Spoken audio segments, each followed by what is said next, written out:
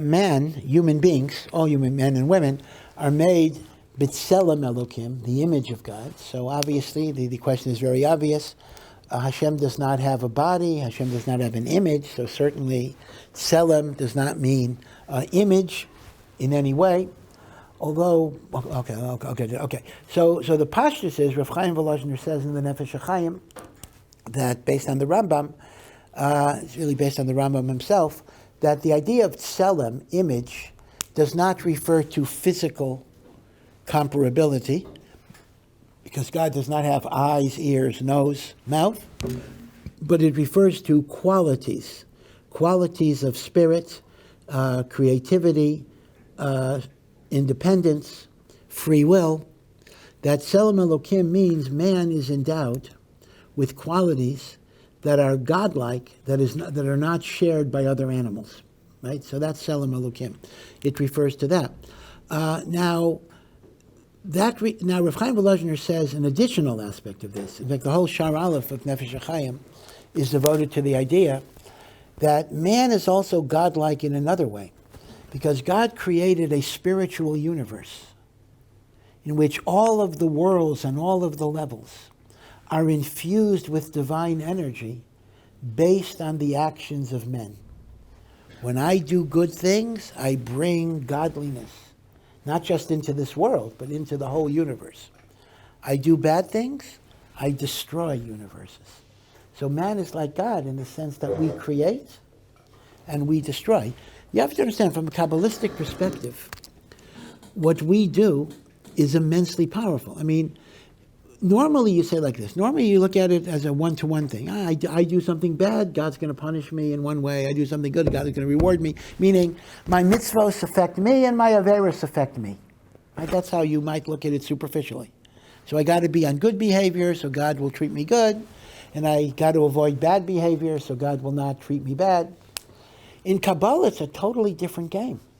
When you miss Kriya Shema, Bisman, it's not simply, oh, I did an Avera today. It's like, I wiped out 10 million worlds. It's like I started a nuclear war. I wiped out half the world. And I do mitzvahs. I bring life to the world. Every single thing we do has enormous power.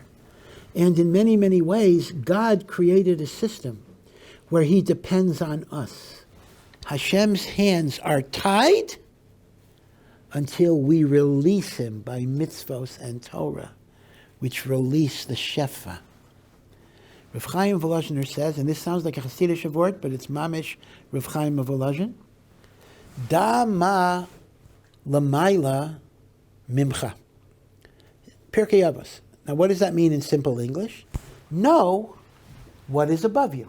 Meaning be aware that God is above you. Right? That's the translation. Listen to what Rav Chaim Volozhiner has a Hasidic twist on it.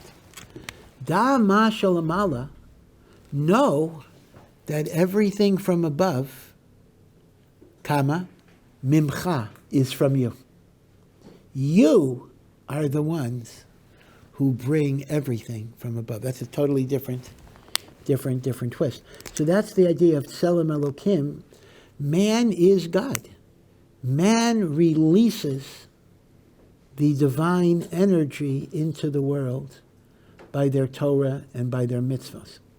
Now, the idea of being made in the image of God and the idea that our neshamos are a chelek elokam mimal are not the same idea.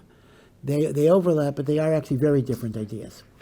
Tselem Elokim, I actually gave you two interpretations. One is we have qualities that we share with God that are not shared by other animals. The other is we have the power to bring good or to bring evil into the world.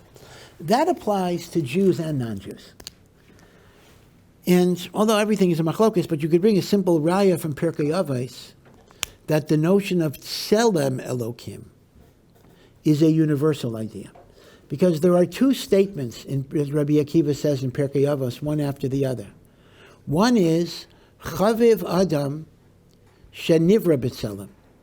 Beloved is man who was created in the image of God. And then the next statement is, Chaviv Yisrael, shenikru banim lamakam, beloved is Klal Yisrael, who are called God's children.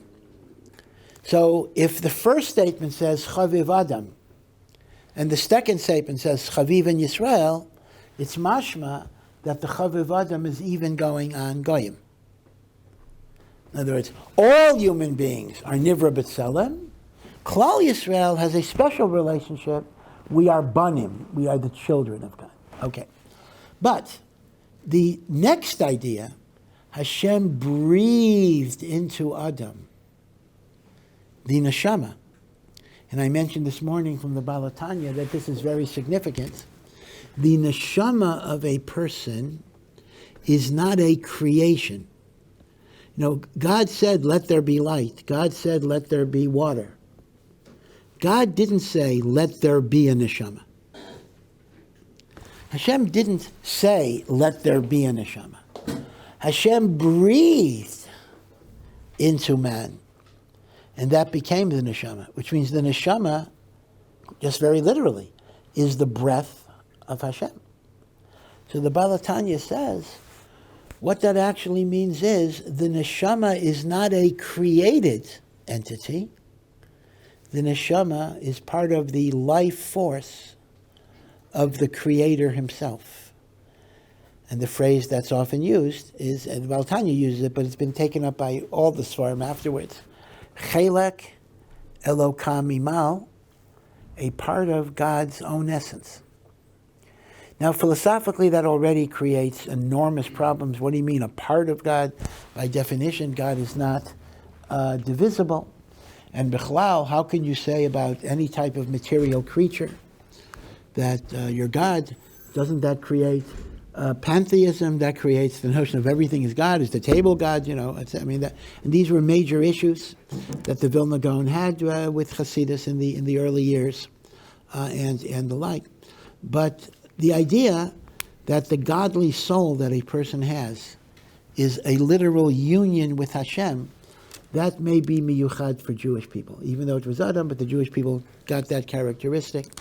So you have to differentiate. The notion of being in the image of God is shared by Jew and non-Jew, but the notion that the soul is a divine essence rather than a creation, that may be miyuchad to Klal Yisrael. That's what the Tanya seems to say.